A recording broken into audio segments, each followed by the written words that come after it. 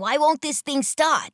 Said a small Brooklyn-accented voice. You must be doing it wrong, said another male voice. Nathaniel opened his eyes, still on the bathroom floor. He stared up at the ceiling and groaned. There we go, exclaimed the first voice. Now we're talking. Nathaniel slowly stood and stumbled to his room to turn off his TV, but it wasn't on. All right, let's see. Do a little bit here and a tug there, the Brooklyn voice continued. A strange sensation clogged Nathaniel's throat. He quickly ran to the sink and hucked up a loogie. Beautiful, the voice yelled. Nathaniel shook his head and cleaned out his ears. Ugh, phlegm, the second voice spoke up again. That stuff makes for the best grit the gook, the Brooklyn voice dubbed phlegm said enthusiastically. Phlegm, wait, warned the second voice, but it was too late. Phlegm jumped down off someplace near Nathaniel's shirt collar, causing him to flinch, and landed in the sink, where he started collecting Nathaniel's loogie. Nathaniel curled his nose on closer inspection of the grimy-named humanoid, Phlegm. The name seemed purposefully suited to him. His skin was the same color as the substance he now put in a vial, corked, and hung onto his jumpsuit work belt. About an inch tall, Phlegm had jagged-edged ears, dark green slicked-back hair, and brown oval eyes. What the? Nathaniel said with a jump back, but Phlegm still didn't seem to notice that he had been noticed. When a second, slightly taller humanoid flew from somewhere behind Nathaniel's ear, Nathaniel couldn't help but have a quick spaz-out moment. He brushed at his ears and hair, punched at his shirt, and swiped down his pants before he heard the new little man trying to get his attention. Hey, calm down, he said. Nathaniel stopped and stared at the blue thing hovering in front of him. He had wings, unlike Phlegm. His skin was light blue. His thick brushed back hair was dark blue, almost black. His eyes were a sparkling chlorine pool blue, and his suit and tie were navy blue. Nathaniel looked back down at Phlegm, who was staring dumbfounded back up at him. Boss! Phlegm squeaked up. Why is the factory looking at me? The blue guy, being called Boss, waved the question away, signaling Phlegm to stay quiet. Hello? He said, attempting a smile at Nathaniel. Nathaniel looked back up to him. I see that, you can see us now. He started again uncertainly. Nathaniel nodded. Don't be alarmed, he said, gliding down to the sink edge where Phlegm had climbed up. When he touched down, it was much like a grasshopper landing. His top wing flaps were solid blue, and they merged perfectly to his suit to appear more like coattails than wings. This is my coworker, Phlegm, he said, gesturing beside him. That's right, Phlegm piped up. Hello, Mr. Factory. Boss elbowed him. Ow, he mumbled, rubbing his side, and then cleared his throat. I mean, Mr. Nathaniel! Why does he keep calling me Factory? Nathaniel asked. Oh, don't worry about that, said Boss, laughing and waving a hand in the air. Let's just get this sorted out, shall we?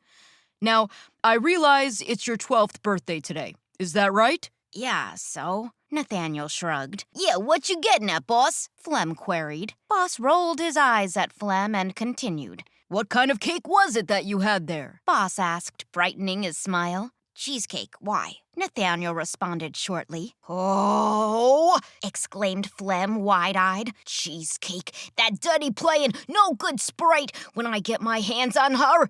He got another elbow in the side. And what exactly did you wish when you blew out your candles? Boss pressed on, holding his smile as nicely as he could. Nathaniel narrowed his eyes. Why? Who are you guys? What are you guys? Why does it matter what my cake was or what I wished for? Boss dropped his smile and patient demeanor. Look, kid, do you want us to disappear or not? I don't know. I don't know anything about you. What were you doing on my shirt, and why was he collecting my yuck?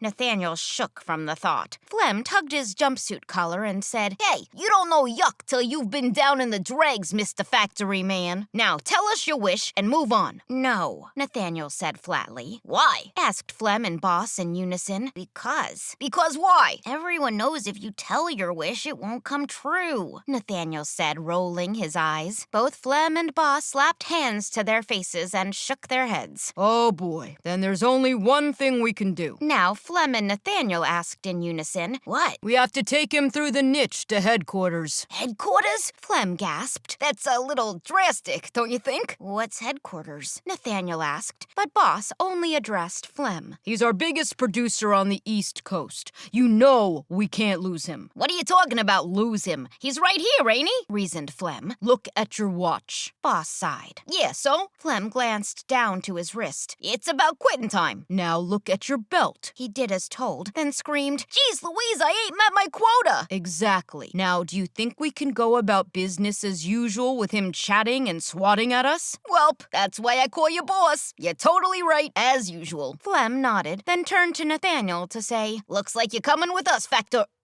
Kid." "What? I can't go with you. I can't go anywhere. If I leave my room, I get horrible coughing attacks. It could kill me. I've never even opened the window. Look for yourself. It's painted shut. And if I could leave my room, I wouldn't be going off to some headquarters with two strange little things like you that are obviously up to something fishy with my wish." Boss flew up to Nathaniel's eye level and said, Hey, I understand this freaks you out, but I assure you, if you come with us, speak to our boss. "I thought you were the boss," Nathaniel interrupted. "No, I just call him that," Flem piped in. "He's got one of those nameless curses on him, you know, where he can't tell you his real name, so I just—" Flem, please, that's enough. Boss said hastily, and then turned to Nathaniel. You just need to speak to our boss. You'll be fine as long as you're with me. No cough attacks, I assure you. Your mom won't even know you're gone. You'll get a wish, and when we get back home, everything will be normal again. Nathaniel chewed on his tongue for a moment. "I don't know. That all sounds a little impossible if you ask me. How can you promise me I won't have a cough attack?" Flem shook his head and whispered behind his hand to Boss,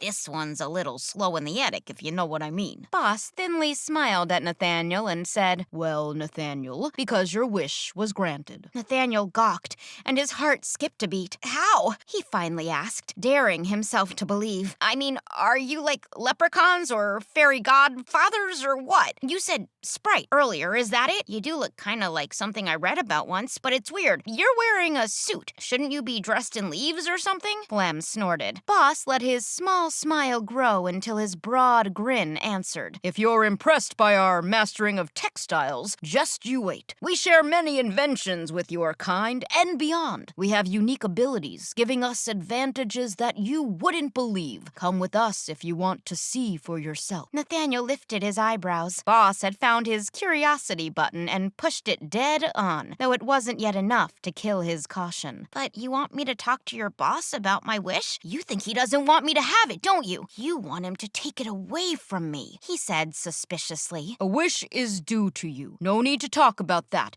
But I know he won't be happy that you can see us. Boss said seriously. And it's for your own good that you don't. You can't be the only human around without the trick on your eyes. They'll lock you in the loony bin if they catch you talking to us. I've seen it happen before. The butterflies in Nathaniel's stomach were on the verge of escape. He was afraid to trust these two little men. It all seemed too good to be true as they held this silver platter of dreams before him. If he truly did have his health, what more did he ever want with that gift than to go on adventures? And here was an adventure. In all of his years of planning, he had never come close to concocting one as exotic as this. I guess I shouldn't start my new life turning down opportunities. I mean, if you think he's just going to make it so I can't see you, that should be fine, Nathaniel finally said with a grin. That's the spirit. Boss winked.